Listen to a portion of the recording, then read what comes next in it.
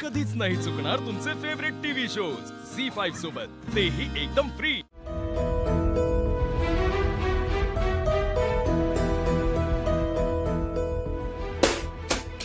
ठीक आहे, तुम्ही सांगितलेल्या सगळ्या गोष्टी आहेत तिथं, पेपर पण आहे। अजून काय? तुझ्या मालकाच्या परवानगीशिवाय तुला इथे येता पण येत नसेल ना? त्यांचा कुठलाच शब्द खाली पाडत नाही मी, म्हणूनच तुम्ही जिवंत आहे अजून बी। असं आहे काय झालं? तू जेव्हा जेव्हा इकडे येतोस ना, तेव्हा तुझ्या चेहऱ्यावर तुझ्या मालकाची भीती असते। ए बांधून ठेवलेस तू मला। तू फक्त ओरडू शकतोस, तुझ्या तोंडात ही जी गुलामीची भाषा आहे त्याचं काय करायचं? नीट बोला। आता माहिती रे बाबा, तुझ्या मालकाच्या परवानगीशिवाय तू मला हात पण नाही लावू शकत। काय आयुष्य जगताय?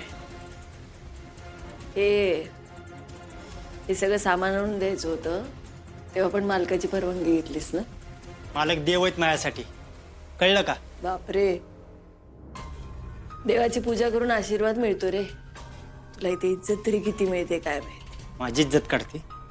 माझी इज्जत काढते? तुझी किती इज्जत आहे माहिती आहे की मला। कलेक्टर असल्याचा लय माज आहे नाही का तुला?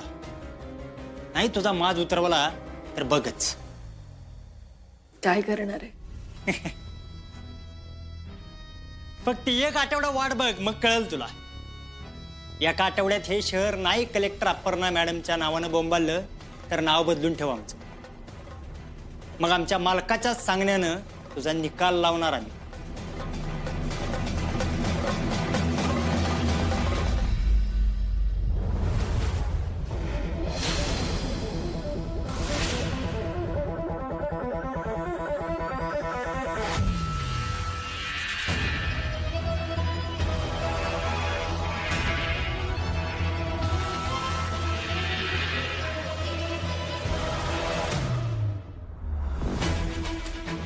काळजी करायचं कारण नाही, तुम्ही सांगितले तसंच करतोय मी।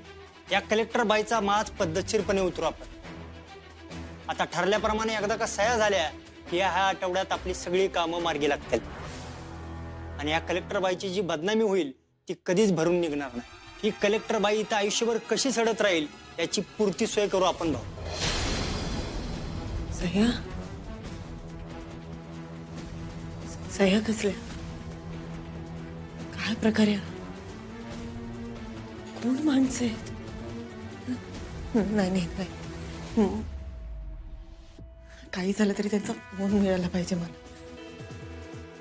फोनवरून कळेल एक्झॅक्टली कुठे आहे मी। मला कळालं, मला अर्जुनला सांगता येईल मी कुठे। फोन मिळाला पाहिजे। सह्या। झी5 ॲप डाउनलोड करा आणि पहा सर्व एपिसोड्स एकदम फ्री।